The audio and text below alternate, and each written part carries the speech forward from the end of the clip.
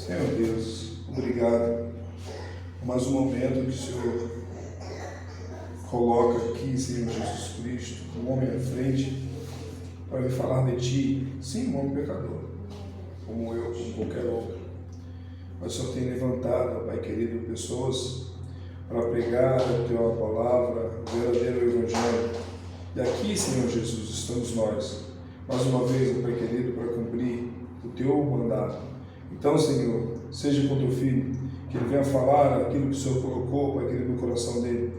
E que a cada momento, Pai querido, quem seja exaltado aqui, Senhor Jesus Cristo, somente em Teu nome. Então, meu Pai, use-o poderosamente. Senhor, meu Deus, tudo que ele falar, Pai, nós sabemos, Pai querido, que é para o Teu louvor, para a Tua glória, e sabemos que é para a salvação de muitos. Então, Senhor, utilize sim, Senhor Jesus, como ferramenta o Flávio em Tuas mãos. Louvado seja para sempre o Teu nome. Em nome de Jesus te glorificamos. Amém. Amém. Glória a Deus.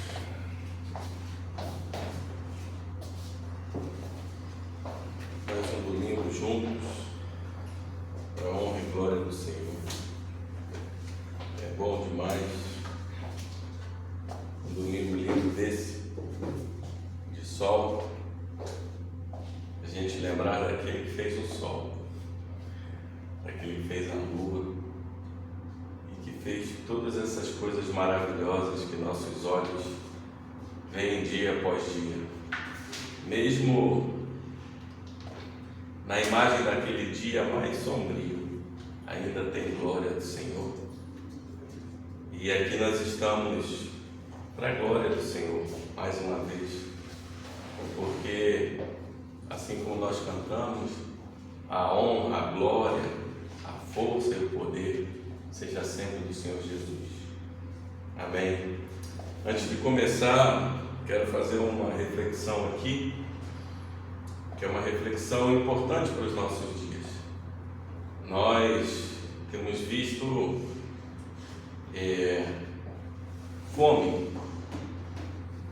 fome em todos os sentidos na humanidade. Nós temos visto a fome física, em torno de 20% da população mundial passando fome realmente, com dificuldade de se alimentar. Pessoas que não têm o que comer e muitos outros que sobram comida, que jogam comida fora, que muitas vezes desperdiçam, enquanto outros estão passando dificuldades, estão com dificuldade de se alimentar, de dar alimento aos seus filhos. E é muito triste porque quem já esteve na presença da fome sabe o quanto é doloroso para nós, seres humanos, que ainda temos a compaixão do Espírito. Eu tenho um conhecido que uma vez foi trabalhar no Médicos Sem Fronteiras na África e ele emagreceu muito. Ele emagreceu não porque lá não tivesse comida, porque o Médicos Sem Fronteiras fornece comida às pessoas, aos seus funcionários, mas que ele olhava aquelas pessoas com tanta fome que ele não tinha coragem de comer na frente daquelas pessoas. E ele acabava dando o prato de comida dele para alguém comer. E isso acontece com muita frequência no nosso mundo. E nós temos que dar graças porque o Senhor tem trazido alimento à nossa casa, às nossas famílias e a muitas pessoas. Mas ainda há fome nesse mundo. Mas a fome que eu quero falar aqui também é uma outra fome que as pessoas não percebem, porque a fome física, a privação nos faz deixar o corpo fraco, e assim a gente percebe. Mas a outra fome, que é a fome de algo que preenche a nossa alma, essa fome tem sido muito mais deletéria à sociedade do que propriamente a fome física. Porque a fome física ela pode ser suprida com um prato, com uma pessoa que possa dar. Mas essa fome que vem de dentro, em que muitas pessoas buscam, muitas vezes, em drogas, em bebida, em outros prazeres da sociedade, que só vão, na verdade, destruindo o corpo. Assim como a fome física, essa fome, ela vai fazendo mal, não só ao corpo, mas à alma. E tantas pessoas andam com fome por aí. Fome de algo que supra as suas almas. Fome de algo que possa trazer às suas almas algo que as alimente de verdade e que eles possam dizer: hoje me sinto farto. O texto que nós vamos ler hoje aqui, nós vamos falar um pouco disso.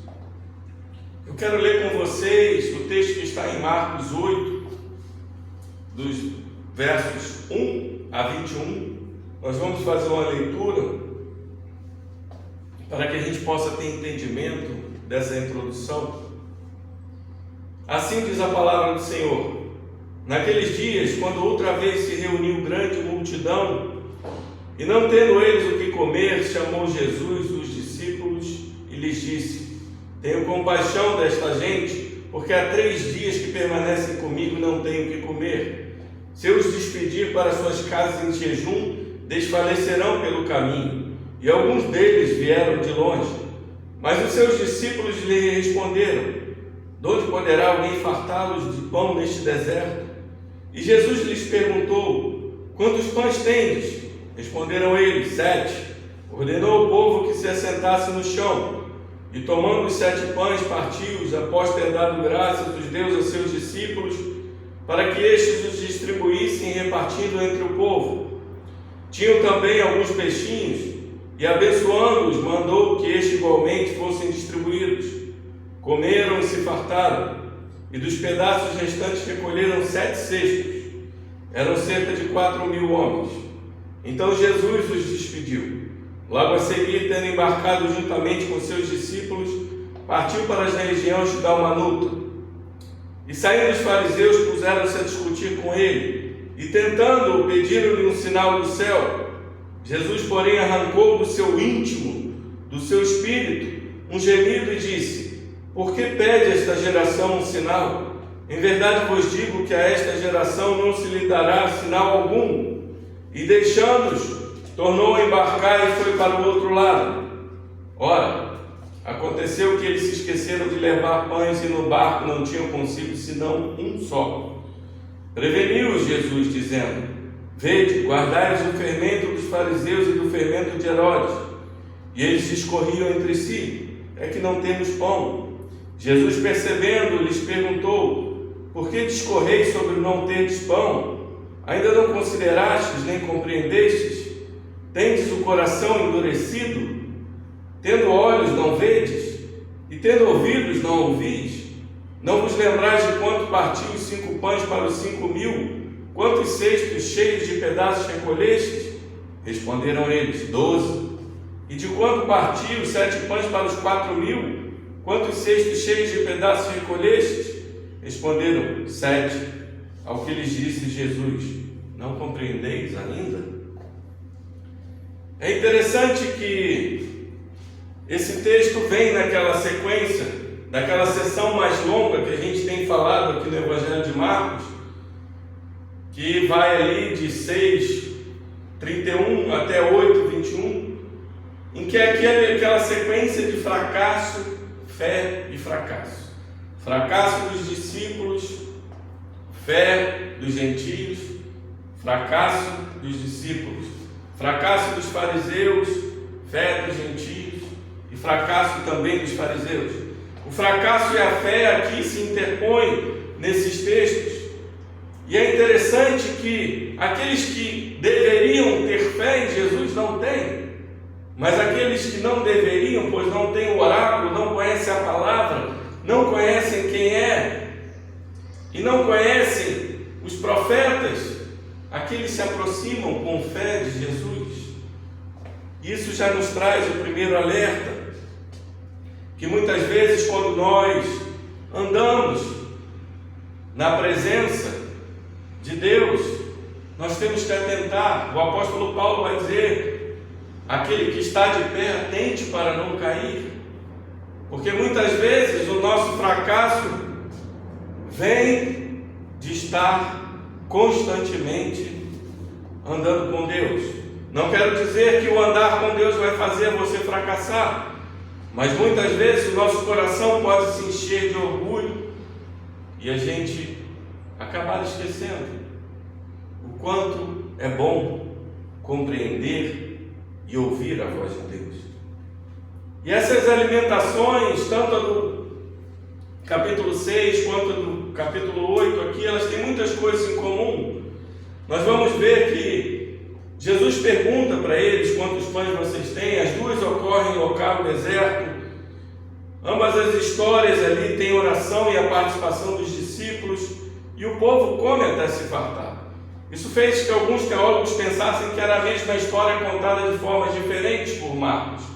Mas Marcos seria um editor muito ruim se colocasse duas histórias, sendo a mesma história, mas com fatos diferentes, somente para alcançar judeus e para alcançar gentios.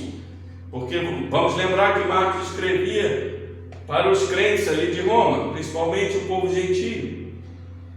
Mas também essas histórias, elas têm muitas diferenças. A primeira é que os pães e os peixes ali, quando são falados no primeiro milagre, são falados em conjunto. Aqui eles são falados de forma separada. A palavra usada para peixes aqui são peixinhos pequenos, como se fossem sardinhas, diferente da palavra usada ali.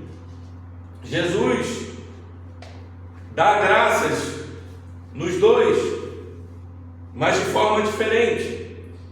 E aqui nós vemos também que Jesus manda eles sentarem no primeiro milagre da alimentação sobre a relva verde. A palavra em grego usada aqui, Cloros, fala de uma relva verde como se estivesse na primavera. E aqui nesse outro lugar era deserto, não se fala nada de grama.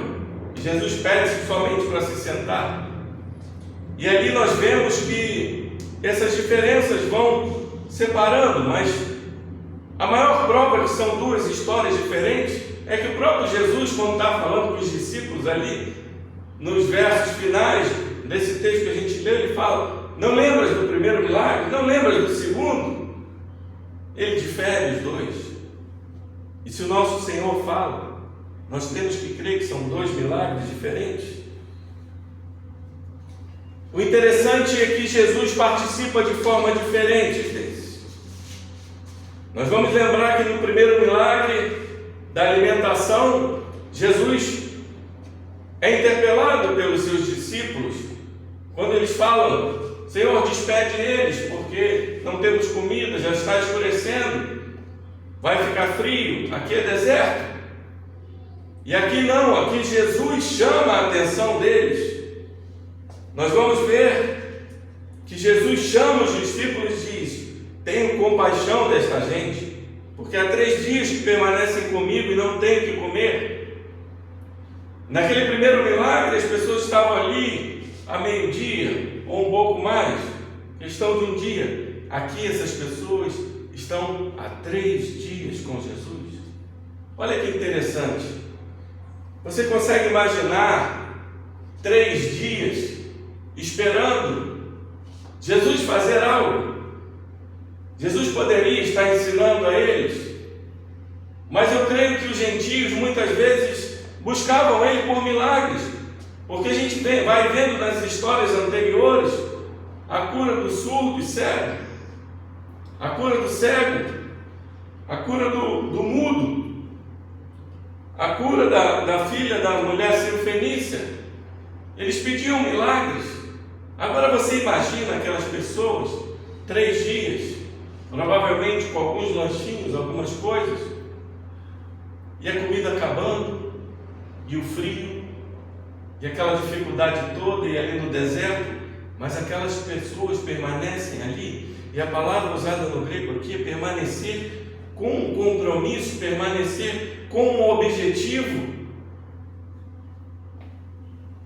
E é interessante que você vê aqueles que não conheciam Jesus, esperam 3 dias sentado com Ele. Muitas vezes a gente não consegue esperar nem 10 minutos. Quando a gente está pregando e às vezes passa um pouco mais, às vezes aquela pessoa já começa a querer se levantar, a querer ir embora, porque eu tenho outras coisas a fazer. Será que essas pessoas não tinham coisas a fazer? Não tinham seus filhos? Não tinham suas casas, as suas famílias? Mas elas abandonaram tudo para estar com Jesus. E o interessante é que Jesus fala aqui em primeira pessoa: eu tenho compaixão dessas pessoas. No outro texto a gente observa a compaixão, mas aquele texto é narrado na terceira pessoa. Mas aqui Jesus faz questão de dizer que Ele tem compaixão. Esse é o primeiro ponto que a gente quer trabalhar aqui, a compaixão de Jesus por essas pessoas, porque Ele vê aquelas pessoas há 3 dias ali do seu lado com compromisso, esperando por algo. E Jesus, sem fazer um milagre, talvez somente só ensinando, conversando com os seus discípulos, e sem nada acontecer. Mas a compaixão de Jesus, ela é tão grande, que é uma compaixão que atinge até aqueles que não são do povo de Deus. E assim é hoje, porque muitas vezes, se ainda temos bondade nesse mundo, é pela graça comum que toma conta desse mundo, é pela compaixão do nosso Senhor Jesus Cristo. Por mais que o povo de Deus more nesse mundo, Ele ainda faz nascer o sol sobre os justos e os injustos. Ele ainda faz chover também sobre justos e injustos. Porque a compaixão do Senhor também é para aqueles que não são do seu povo. E muitas vezes, como eu falei aqui, a compaixão daquele meu amigo, quando olhava aquelas pessoas com fome, imagine a compaixão de um Deus que tem um coração maravilhoso. E aquela multidão está ali, e Jesus chama a atenção dos seus discípulos. Talvez os discípulos incorressem no coração deles que, eles são gentios, eles não merecem a nossa compaixão. Mas Jesus mostra para eles que a compaixão dele é uma compaixão cósmica, gigante, que pode abraçar todas as pessoas, e que aquele evangelho, aquele ensinamento, aquilo tudo que eles vinham presenciando no seu ministério, também chegaria aos gentios, também chegaria àqueles que muitas vezes eram chamados de porcos por eles. Isso é um ensinamento para nós da igreja, porque muitas vezes aqueles que nós achamos que Deus pode não alcançar, Ele ainda tem compaixão desses. Ele ainda faz com que a gente entenda a dor que essas pessoas sentem, a fome que essas pessoas sentem, a dificuldade que elas têm de viver, porque todo ser humano é imagem e semelhança de Deus. Não importa quão distorcida seja essa imagem, que nós possamos ter um coração como o de Cristo, em compaixão, de olhar para essas pessoas, porque muitas vezes nós temos que estar nesse mundo com esse mesmo olhar de Cristo, e ter compaixão quando a gente sai à noite e a gente vê passando às vezes em avenidas de grandes cidades prostituição, às vezes vendo pessoas embebedecidas, bêbadas, cambaleando, às vezes vendo jovens ali se afundando nas drogas, pessoas pedindo comida nas ruas. Que nosso coração possa se compadecer dessas coisas, porque muitas vezes a gente vai endurecer o nosso coração e não se compadece.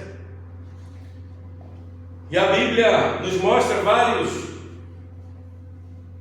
momentos em que pessoas realmente se incomodavam com o pecado. Essa foi a mentalidade de Davi. Davi dizia: vi os infiéis e senti desgosto, porque não guardam a tua palavra. Isso está em Salmo 119, 158. Essa também foi a mentalidade dos piedosos nos dias de Ezequiel. Em Ezequiel 9,4 está escrito: marca com um sinal a testa dos homens que suspiram e gemem por causa de todas as abominações que se cometem no meio dela. E essa também foi a mentalidade de Ló, como está escrito em 2 Pedro 2,8, que dizia: atormentava a sua alma justa a cada dia, por causa das obras iníquas daqueles.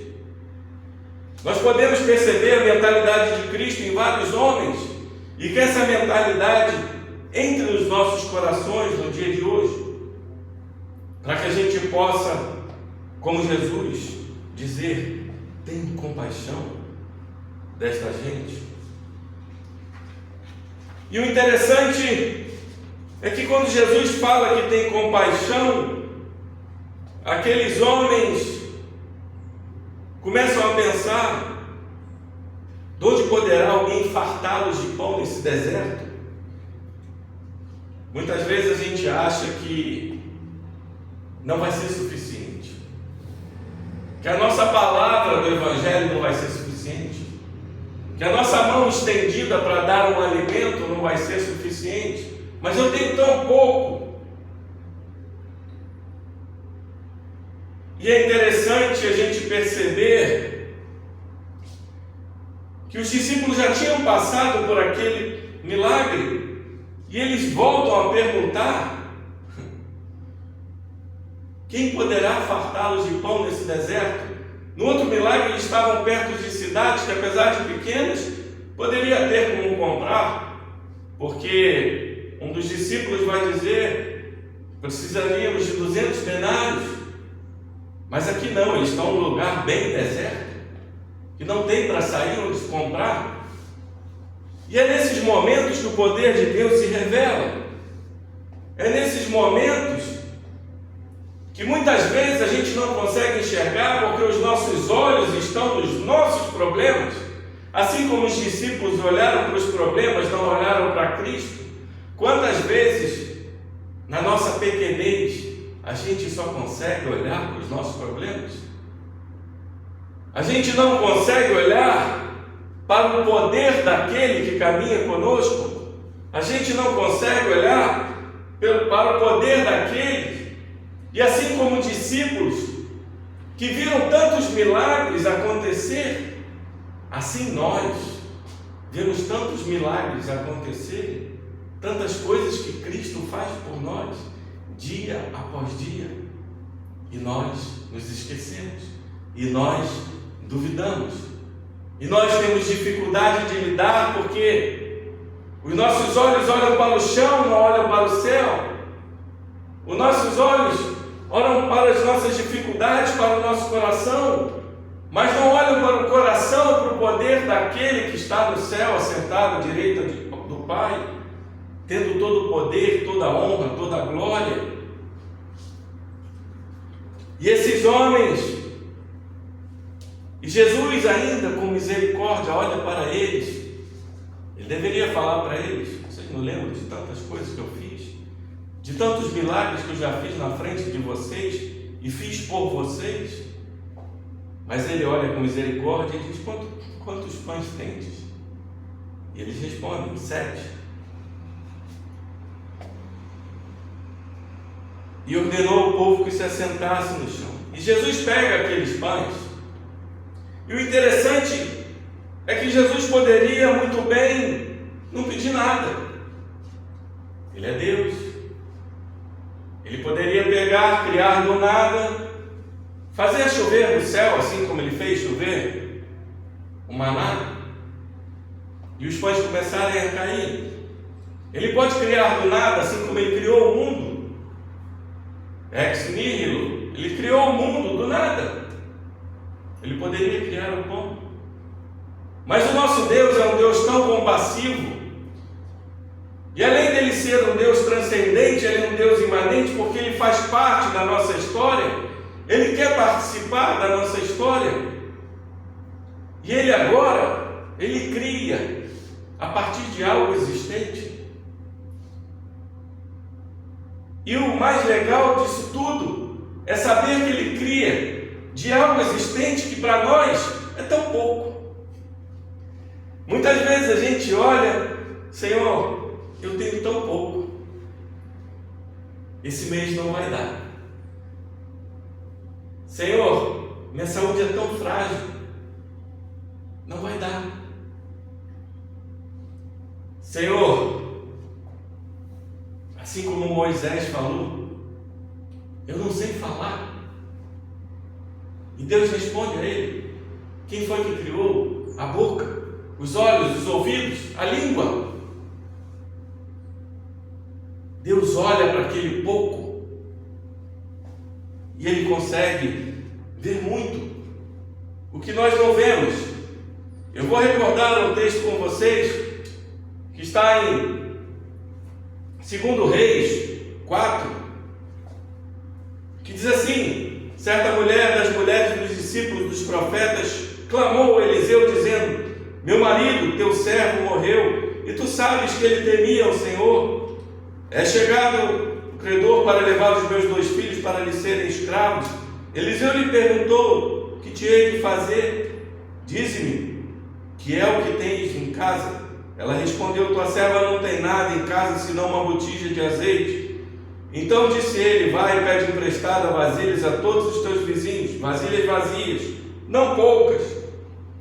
Então entra e fecha a porta sobre ti e sobre teus filhos, e deita o teu azeite em todas aquelas vasilhas, põe a parte a que estiver cheia. Partiu, pois, dele, e fechou a porta sobre si e sobre seus filhos.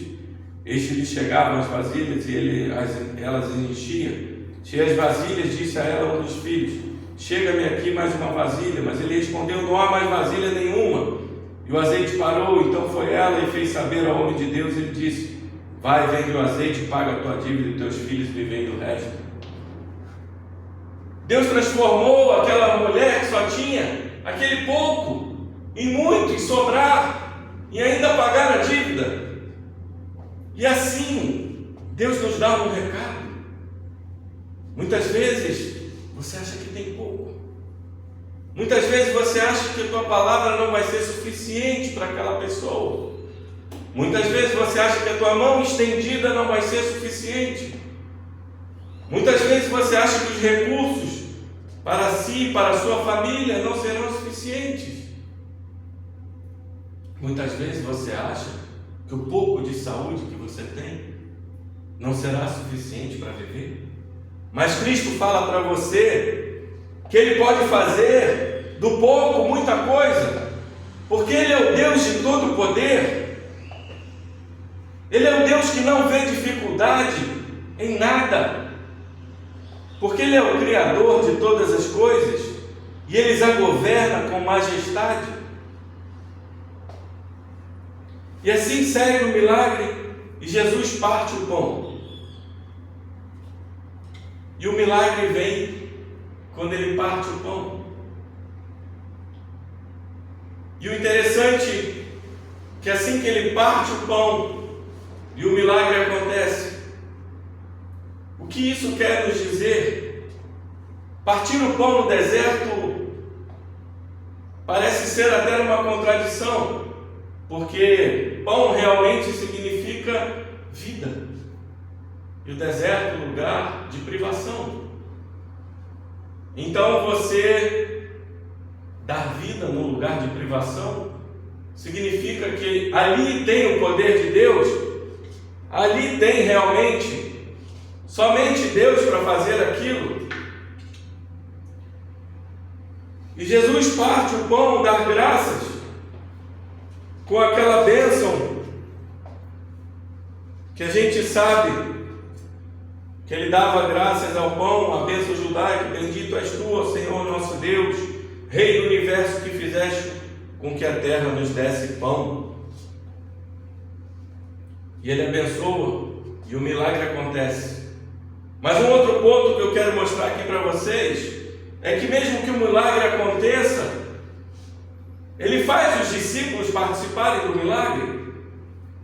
O milagre não é somente para mostrar o poder de Deus, porque o poder de Deus nós conhecemos. O milagre é para que a gente participe e entenda e fale desse milagre e reparta isso. Porque ele pede logo em seguida para que eles distribuíssem, repartindo entre o povo. E assim é com as nossas vidas. Muitas vezes pode sobrar coisas nas nossas casas, que a gente tem que ter esse coração compassivo de repartir, de doar, de fazer algo.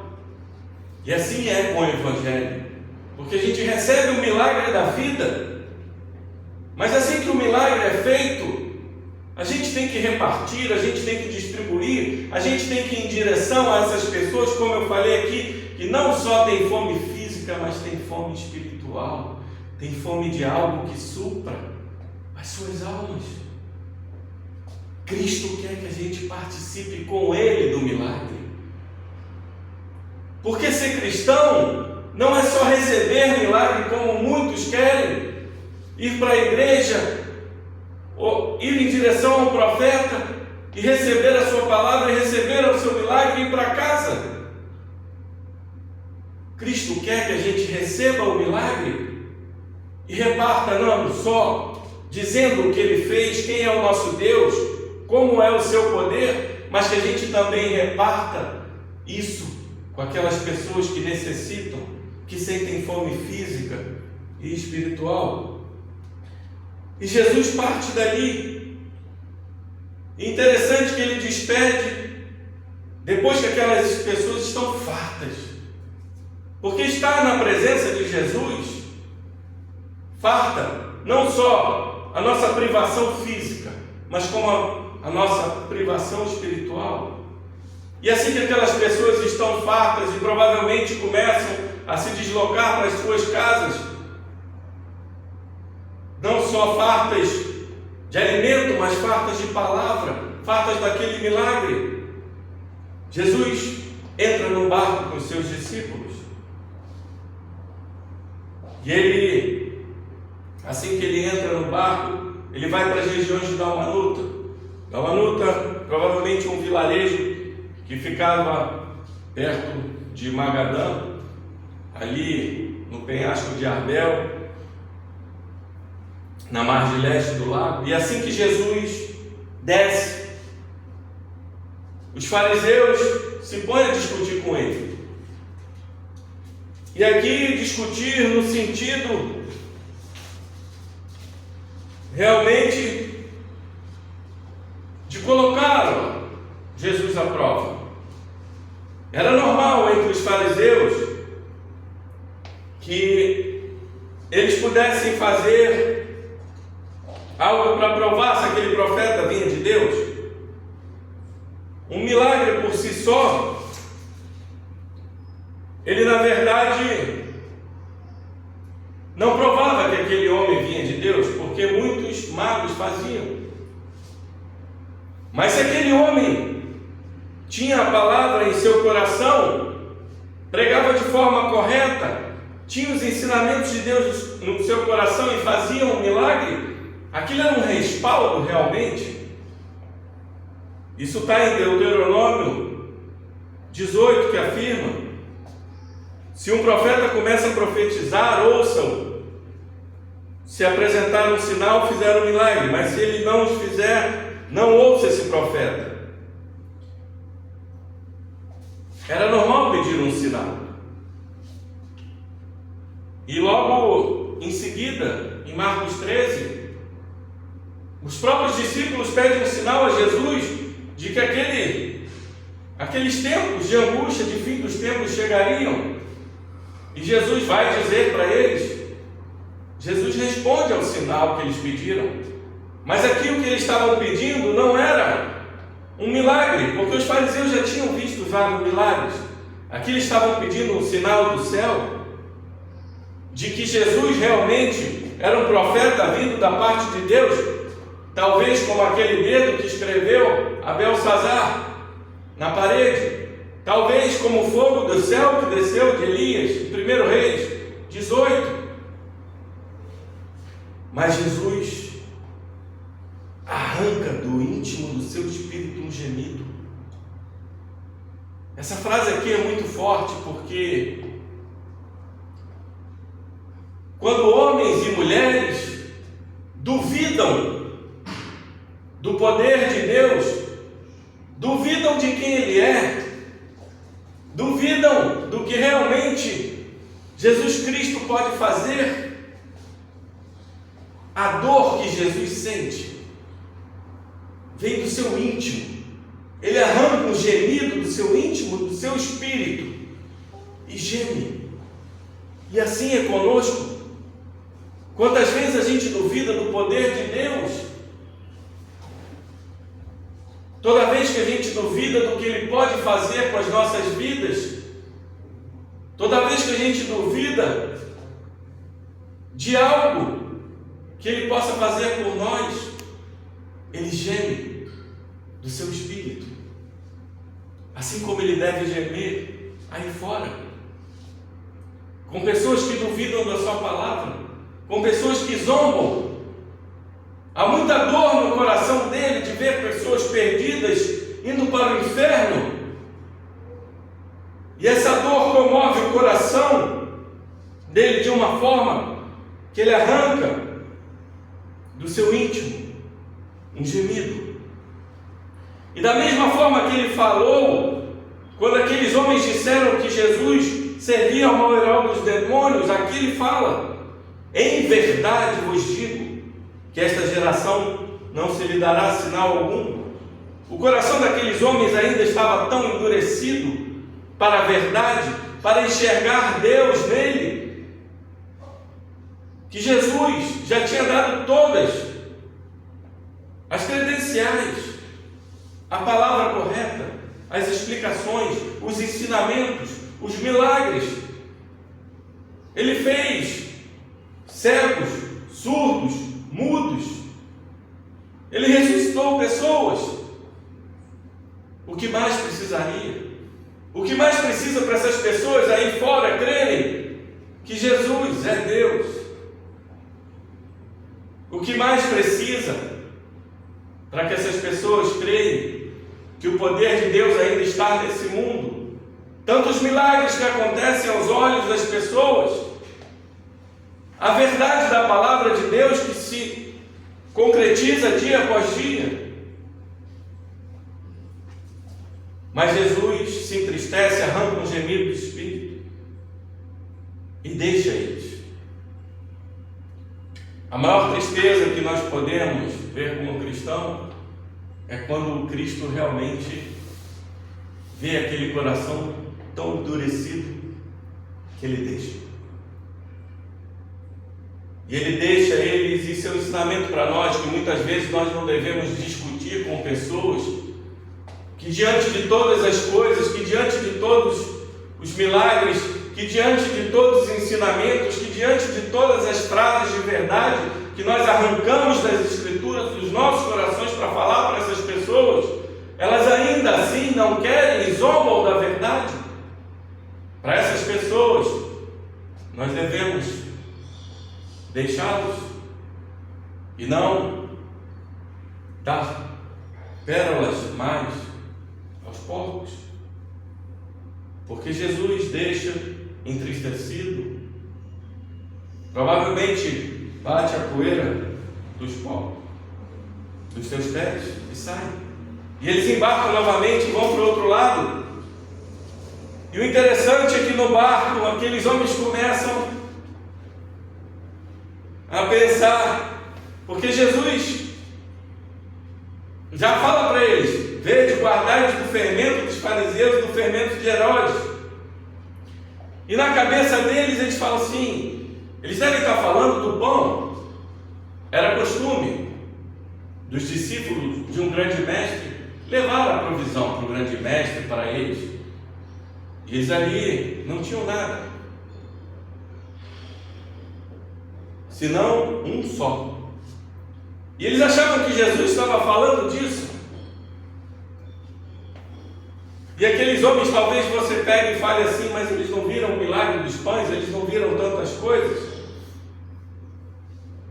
Por que eles não pedem para Jesus realmente fazer com que surja mais pães?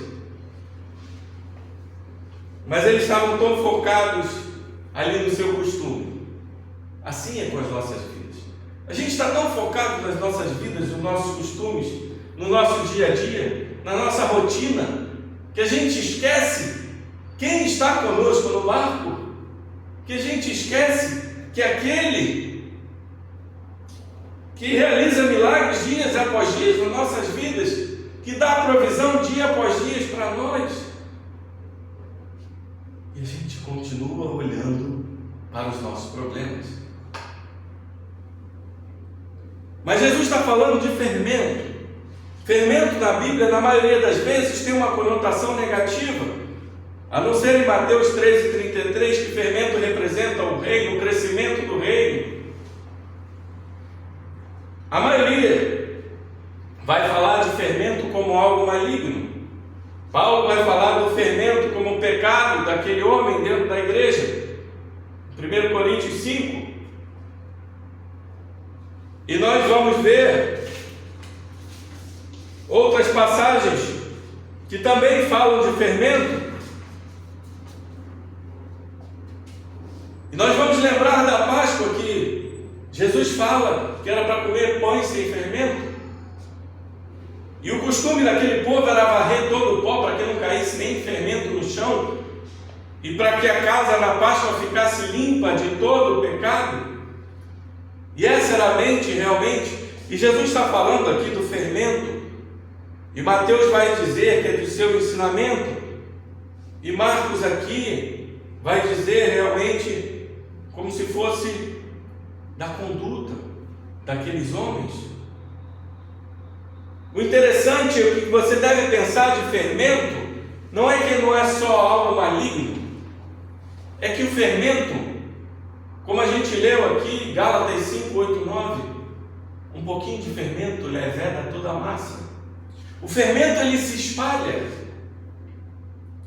Essa é a dificuldade que nós temos que olhar. E quando Jesus diz para esses homens, atenta, vede e guarda-vos do fermento desses homens, ele não está querendo dizer somente da maldade deles, ele está querendo dizer que esses homens podem parecer tão sutis, porque eles alteram a verdade de uma forma tão sutil, que esse pouquinho de fermento às vezes pode levedar tudo, e pode estragar todo o ensinamento de Deus. Deixa eu dizer uma coisa para você. Nós vemos tantos falsos ensinos, tantas falsas doutrinas hoje em dia, e é muito triste porque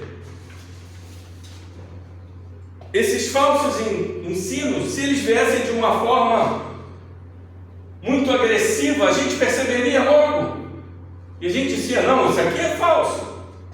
Mas esses falsos ensinos, essas falsas doutrinas, desde o princípio, eles vêm como pequenas alterações da verdade, com sutilidade, e muitas vezes vai entrando na igreja, vai entrando nas nossas vidas, vai entrando nos nossos corações de uma forma que a gente não percebe. E é isso que Cristo está falando, de algo invisível. O fermento é algo invisível que está no meio da massa e que vai tomando conta de uma forma e que faz crescer toda aquela dificuldade. E assim está com as heresias, e assim está com os erros do falso cristianismo, esse formalismo que muitas vezes acontece, esse ceticismo, acontece porque esse fermento levedou em vários templos da igreja, levedou a verdadeira doutrina. Damos graças ao Senhor porque Ele preserva um povo que preserva a real doutrina, a verdadeira doutrina. Mas temos que ter cuidado com esse fermento, porque ele entra de forma sutil nas igrejas, ele entra de forma sutil nos nossos corações e ele faz crescer de uma forma que muitas vezes a gente se perde. Quantos homens que eram considerados homens de Deus há 10, 20 anos atrás, nós vemos hoje entregues a doutrinas contrárias à verdade de Deus, porque foram deixando aquilo crescer. Existe um ditado que diz: por causa de um prego se perde a ferradura, por causa de uma ferradura se perde o cavalo, por causa de um cavalo a mensagem não chega, e por causa da mensagem não chegar, você perde a guerra. E assim é feito com as nossas vidas, assim é feito com a doutrina de Deus. Não deixe que um prego entre, não deixe que um pouquinho de fermento levede a massa, porque o caminho nós já sabemos é perder a guerra. Satanás é astuto, ele não brinca, ele conhece a Escritura e ele usa homens e mulheres para distorcer a verdade de forma sutil e trazer para nós algo que não é o Evangelho de Jesus Cristo. E o que Cristo nos alerta aqui: tenham cuidado com as sutilezas, tenham cuidado, façam prova, assim como os bereanos. Não há problema nenhum do seu pastor estar pregando e você consultar a Bíblia e consultar a verdade. Não tome como verdade tudo aquilo que um profeta fala, tudo aquilo que um pastor fala. Consulte as Escrituras. É isso que Cristo nos alerta, para que a gente possa ter cuidado com esse fermento. E o pior do fermento é que muitas vezes acontece o que aconteceu com eles. Eles começam a olhar para dentro de si, eles começam a não ouvir, não enxergar, não compreender. O pior da fé não é não crer, é não compreender. E aí que está o ponto que eu queria chegar, porque muitas vezes existem locais, igrejas, que estão pregando doutrinas falsas, erradas, que faz com que essas pessoas não compreendam o verdadeiro Evangelho, não compreendam a essência da mensagem do Evangelho de morte e ressurreição de Jesus Cristo, não compreendam que Evangelho é arrependei-vos e crede, não compreendam verdadeiramente a mensagem da cruz de Cristo. E essa falta de compreensão é que tem levado o mundo a essa forma. E grande parte, nós da igreja, somos culpados por permitir que um pouquinho de fermento entre nos nossos locais. Nós devemos atentar mais para as Escrituras, nós devemos atentar mais para o que as pessoas falam, o que os profetas falam. Nós devemos atentar mais a estarmos em oração na presença de Deus, pedindo para que Deus possa nos ajudar na compreensão, no entendimento. Busque aqueles que pregam a verdade. Não esteja em lugares que são pregadas falsas doutrinas estranhas. Aqui nós prezamos pelo santo Evangelho de Jesus Cristo, em que nós falamos de morte e ressurreição. E para terminar, eu quero dizer para todos vocês que estão aqui e nos ouvem: não compreendeis ainda quem Jesus Cristo é? Não compreendeis que Ele é o Deus de todo poder? Não compreendeis que Ele é um Deus de compaixão? Não compreendeis que Ele é um Deus que pode mudar a sua situação do pouco para o muito? Não compreendeis que Ele morreu por você, pelos seus erros, pelos seus pecados, pela falta de entendimento? Lembre-se sempre, Assim como nós vimos nesse milagre, assim que Jesus partiu o pão, o milagre aconteceu. E assim foi feito naquela cruz, porque o pão da vida foi partido. E o maior milagre da história da humanidade aconteceu, porque homens, mulheres, crianças, pessoas são salvas por esse santo evangelho sem fermento, por esse evangelho que prega que Jesus Cristo é Senhor e que Jesus Cristo morreu pelos nossos pecados e que foi crucificado, morto e sepultado e ascendeu em glória, está sentado à direita do Pai, para que nós, cegos, surdos, mudos espiritualmente e sem compreensão, pudéssemos dizer: Jesus Cristo é Senhor, Ele me libertou, Ele me salvou, porque Ele é o único Senhor. Louvado seja Deus. É o que oramos nesse momento, no santo nome de Jesus, com a sua Escritura, Senhor. Vamos orar. Senhor Deus e Pai, querido Senhor, obrigado por sua palavra, por seu entendimento.